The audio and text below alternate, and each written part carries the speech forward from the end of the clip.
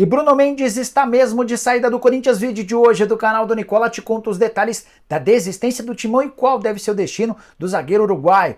Bora falar também sobre Lucas Moura, que deu uma entrevista a um site inglês falando a respeito do seu futuro. Por falar em futuro e presente, em entrevista internacional, Bruno Tabata, que ainda pertence ao Palmeiras, conversou com um jornal português e explicou os motivos de não ter dado certo no Verdão. Quero contar ainda a respeito das últimas do mercado, bastidores, finanças. Tenho certeza que você vai curtir e ficar muito mais bem informado a partir desse vídeo. Antes, deixa eu só me apresentar. Me chamo Jorge Nicola, sou jornalista esportivo, trabalhando no meio desde 2000 e a missão por aqui é deixar você por dentro de tudo que tá rolando com o seu clube do coração para não perder nada. Super simples.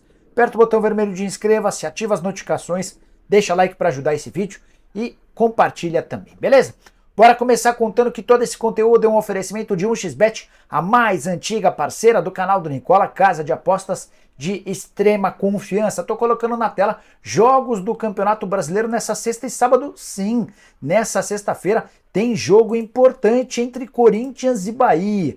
Vou de vitória do Corinthians. No sábado tem Atlético Paranaense e Vasco, vou de empate. Tem também Fluminense e Curitiba, tô imaginando a vitória do Fluminense. Para você participar no 1xBet é super simples.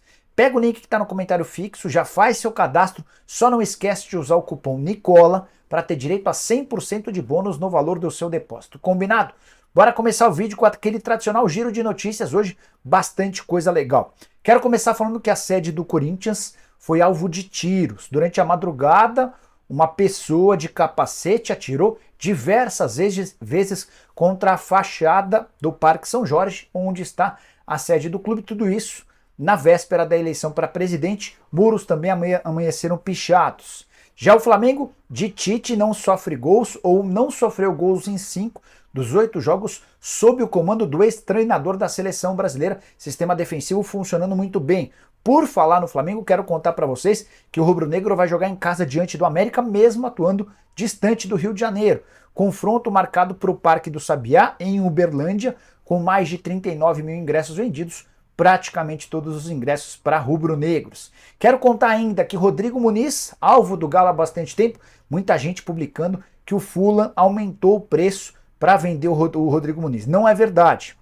Os 8 milhões de euros pedidos por 100% dos direitos econômicos equivalem à mesma pedida da metade do ano. O grande problema é que o Galo não chegou a mais do que 3 milhões e meio de euros por 50% dos direitos. Bora contar ainda que o Guarani está tentando ficar com o Bruninho, um dos destaques da competição na Série B, jogador que pertence ao Atlético Mineiro. A opção de compra é de 50% dos direitos por 2 milhões e 600 mil. O Guarani tenta manter o Bruninho para a próxima temporada, de novo por empréstimo. Para completar, Arley, ex-goleiro e gestor do Goiás, está deixando o clube. Ele fica somente até dezembro, terceira passagem dele pelo clube. Nesse período de retorno, um acesso e provavelmente o rebaixamento. O Goiás muito ameaçado de queda. Quero completar ainda dizendo que o Fortaleza chegou a 9 partidas sem vitória sob o comando de Vojvoda. É o pior momento. Ele já havia em seu primeiro ano ficado 2 vezes sem vencer em 6 partidas. 9 jogos, nunca passou algo parecido. O time caiu do 6º para o 11º lugar. São 44 pontos na tabela de classificação. E a saideira do giro de notícias: seleção brasileira foi eliminada nessa sexta-feira do Mundial Sub-17, derrota por 3-0 para a Argentina nas quartas de final. Mais uma derrota para os argentinos, somente nessa semana foram 2 derrotas, uma delas pelas eliminatórias para a Copa. Bora falar sobre o Internacional. Quero te contar que o Colorado cogita contratar Jailson, volante que pertence ao Palmeiras. O contrato se encerra em 31 de dezembro, ele está completamente fora dos planos do Verdão. De acordo com o jornalista do Lucas Dias, da Rádio Bandeirantes de Porto Alegre, o Jailson interessa se o Roberto Melo for o vencedor da eleição. Atleta de 28 anos de idade, gaúcho, que já pode assinar um pré-contrato e chegaria sem custos ao Colorado. O Jailson não conseguiu vingar com a camisa alviverde, foi um dos 8 reforços contratados na temporada passada e dos 8 só o Murilo deu certo. Só para arrematar ainda sobre o Jailson, atuou 4 minutos diante do Atlético Paranaense no início do mês, em 4 de novembro, mas não fica em hipótese alguma para o Verdão em 2024. Saideira sobre o Inter: contar que o clube quitou as dívidas com o Independiente da Argentina pelo Vitor Cuesta e com a Udinese, referente a Nico Lopes e Edenilson. essas dívidas foram pagas com a grana que entrou do acerto do Internacional com a Forte Futebol, aquela liga que trabalha com os direitos de comercialização dos clubes. Bora falar agora sobre o STJD, que tomou uma decisão que repercute mal nas redes sociais. Nas últimas horas, a Procuradoria do STJD arquivou uma denúncia contra o Flamengo. Só para rememorar, no Fla-Flu, torcedores do Flamengo atribuíram ou se referiram a torcedores do Fluminense com cunho homofóbico. O canto era, abre aspas, que palhaçada esse pó de arroz, tricolor vê 3 pontinhos, passa a maquiagem e dá o 3 pontinhos depois. Espero que vocês tenham entendido. Houve uma denúncia, essa denúncia partiu do grupo Arco-Íris de Cidadania LGBT, mas a justificativa da Procuradoria do STJD para arquivar esse caso é que esse grupo não é jurisdicionado no Tribunal Esportivo. Enfim, só para lembrar, o Corinthians chegou a perder mando de campo também por cantos homofóbicos de seus torcedores diante de um jogo contra o São Paulo. Você acha que o Flamengo deveria ser punido? Esse tipo de coisa é normal? O futebol ainda aceita essa situação? Use o espaço para comentários e avalie, beleza? Bora falar sobre Bruno Mendes, que não fica no Corinthians. Tenho contado para vocês há meses que as negociações entre Timão e os representantes do atleta não avançavam e que o Corinthians já havia jogado a toalha. Agora é oficial, conversei antes de gravar esse vídeo com 2 pessoas diferentes do Corinthians, ambas asseguraram que o Bruno Mendes segue sem topar uma prorrogação no contrato, o vínculo se encerra em 31 de dezembro, ele já pode inclusive assinar um pré-contrato com qualquer outro clube do Brasil ou do exterior desde a metade do ano. O Corinthians não tem informação sobre esse pré-contrato, mas desistiu de manter o jogador porque percebeu que o Bruno Mendes não quer ficar. Houve até uma troca de empresários recentemente, o Corinthians se reuniu com esses novos empresários e, de novo, não houve acordo. Só para lembrar, o Bruno Mendes havia sido contratado do futebol uruguaio por 22 milhões de reais, enorme prejuízo para um atleta que nem conseguiu jogar tanto como zagueiro, mas foi útil também como lateral direito, muitas vezes deixando o Fagner no banco de reservas. Para onde vai o Bruno Mendes? As 2 maiores possibilidades no Brasil são Flamengo e Internacional. No Rio de Janeiro há otimismo em relação a um acordo com o Flamengo. Esse acordo de bastante tempo, cheguei a contar para vocês que não há um pré-contrato assinado, mas o Bruno Mendes acenou por um acordo verbal com o Fly. Ele não gostaria de assinar esse pré-contrato para não criar uma situação ainda mais chata no Corinthians. Vai fazer falta o Bruno Mendes? Use o espaço para comentários e deixe a sua opinião, beleza? Hora de falar sobre Lucas Moura, repercutindo uma entrevista que ele deu ao jornal The Guardian, lá da Inglaterra.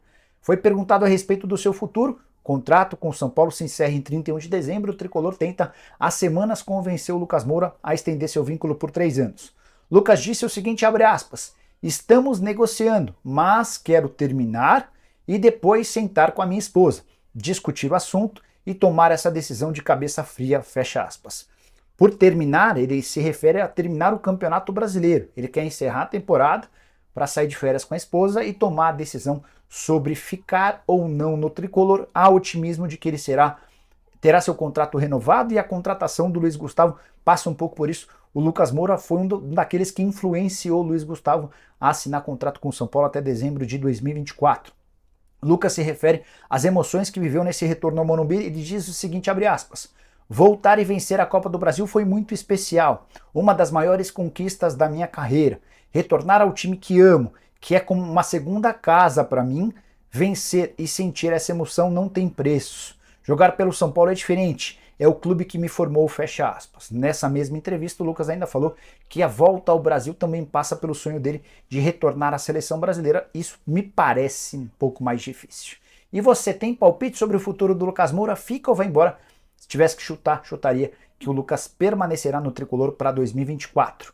Bora fechar o vídeo para falar sobre Bruno Tabata, um dos vários reforços equivocados, indicados por Abel Ferreira e adquiridos por Anderson Barros. Você vai lembrar, né? Meia brasileiro que atuava em Portugal, indicação do Abel, contratado na temporada passada por 5 milhões de euros ou 26 milhões de reais, cotação da época.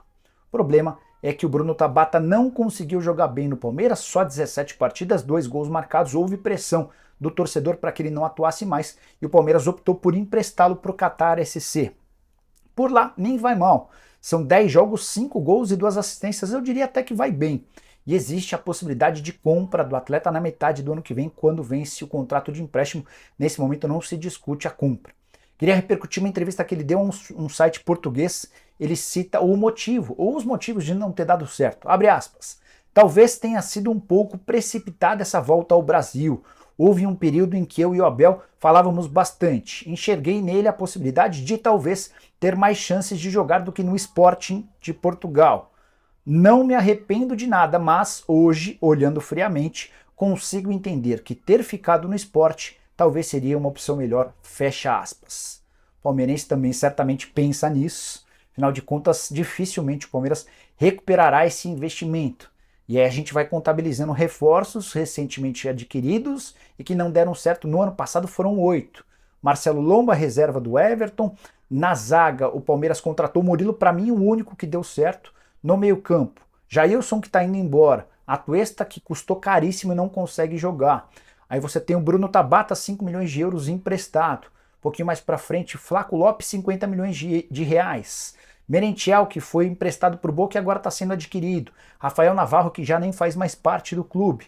Enfim, contratações que não vingaram. Até por isso a pressão em cima, especialmente do Anderson Barros, segue bastante alta. E você curtiu o vídeo? Comenta o que você quer, deixa like, compartilha, se inscreve, aquela coisa toda. Nos vemos a partir das 7 da noite para aquele papo habitual de perguntas e respostas. A partir das 7h30 teremos Antônio Roque Cittadini, uma das vozes mais importantes da política do Corinthians, para falar a respeito da eleição. Combinado? Deixa like, se inscreve, aquela coisa toda. Abraço, tchau!